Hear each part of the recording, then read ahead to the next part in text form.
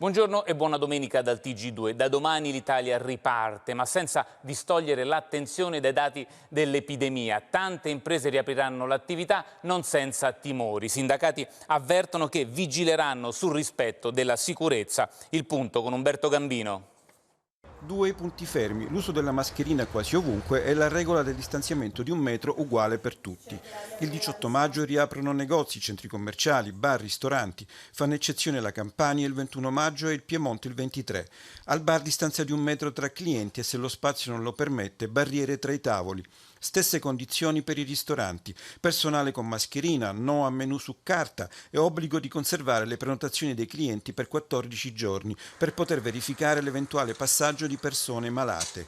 Misurazione della temperatura e ingressi contingentati nei centri commerciali con percorsi separati per entrate e uscite. Sono 800.000, secondo Confcommercio, le imprese che possono riaprire domani, ma ricominceranno solo 7 bar e ristoranti su 10. Saracine scalzate per parrucchieri e centri estetici, con prenotazione obbligatoria ed elenco clienti da conservare per 14 giorni.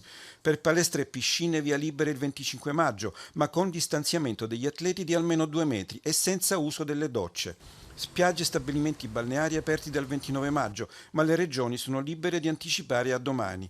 Distanza di 1,5 metri fra sdraie e lettini. Ogni ombrellone deve avere uno spazio di 10 metri quadrati. Si potrà viaggiare liberamente nella propria regione di residenza e andare nelle seconde case. L'autocertificazione serve ancora per spostarsi fuori regione per motivi di necessità e urgenza.